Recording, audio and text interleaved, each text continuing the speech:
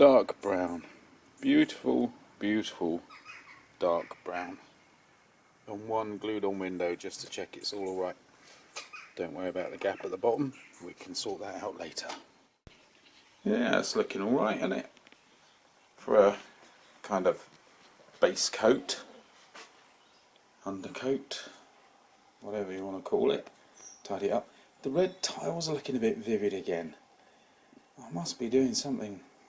I must be shaking the can too much. They don't usually come out like that.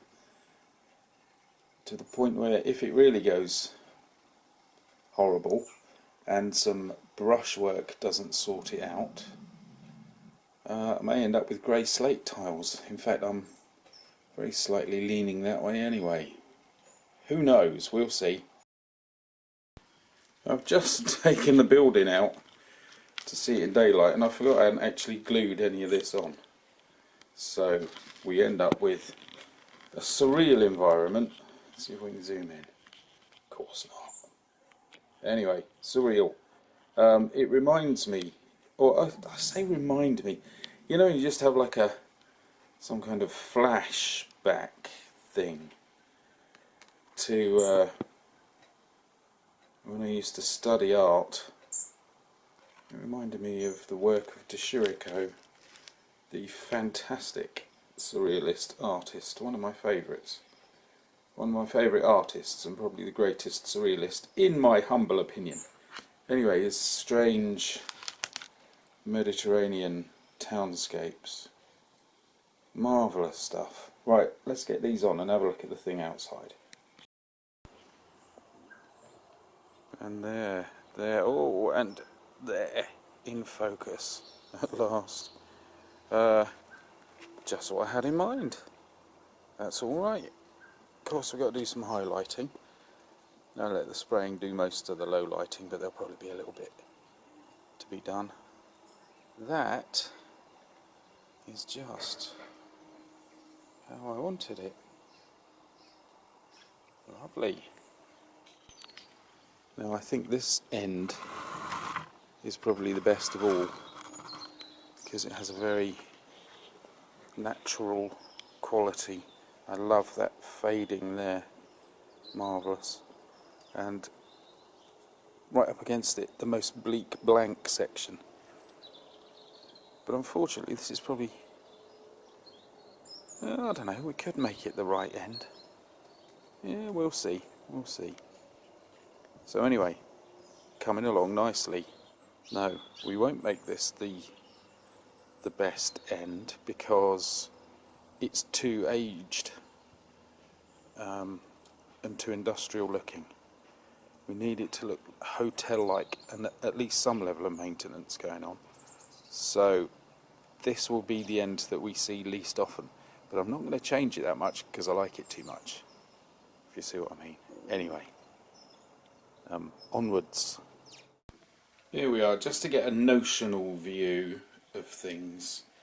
The carriages are totally, they're I think they're HO, aren't they, the little ones? The littler, not N, you know what I mean. And then the lovely train is 00, and then the building is 172nd, so it's a total mess scale wise, but I don't care, it's just to get an idea. And a little bit of platform just to get some spacing. Plausible. It is plausible. Yeah. De Chirico. Very. Anyway, got to get on. I'll leave you to ponder that for a minute.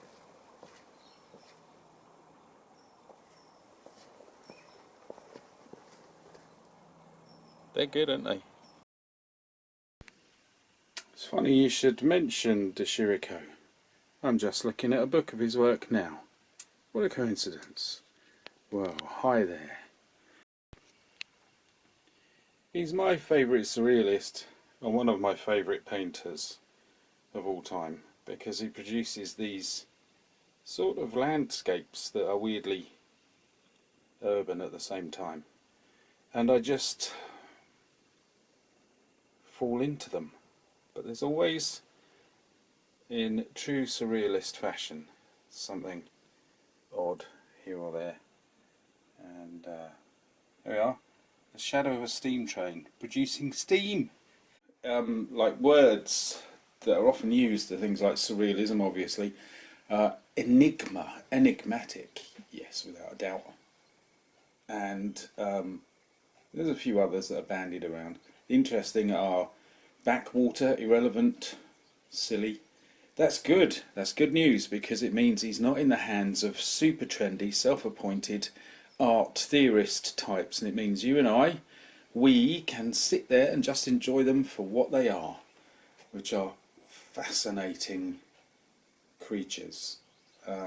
He could paint, you know, great portraits and things. Not that he did many, but he chose to do this for quite a while, and things like slightly bizarre perspective, odd horizons, all of that kind of thing, just are fascinating, mind expanding, eye opening, etc., etc., which I love. So there we are, there's some, and it reminded me of this, him, reminded me of him and his work. So better get on anyway, haven't we?